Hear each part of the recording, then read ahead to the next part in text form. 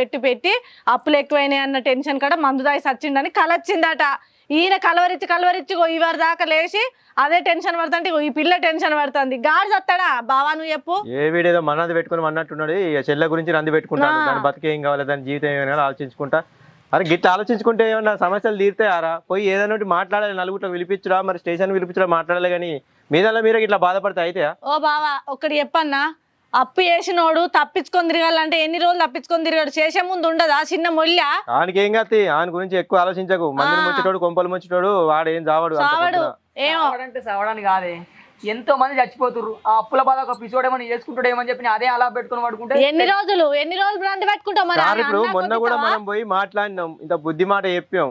మరి అప్పటి నుంచి ఫోన్ చేసిండా మళ్ళీ ఏమన్నా వచ్చిందా? ఆయన ముఖం చేస్తాడు, ఆయన మోకం చేస్తాడు. ఆయన ముఖం చూసి కాదే, నా చెల్ల ముఖం చూసే ఆయనతోటి మాట్లాడుతున్నాం, మా ఇంటికి పోతున్నాం అని కాలు మొక్కుతున్నాం, బతిలాడుతున్నాం. మొన్న పోయి గంట బతిలాడి నీ పేరే నువ్వు దోలుకపో మారు అంటే ఇప్పటికొక ఫోన్ చేయలేదు.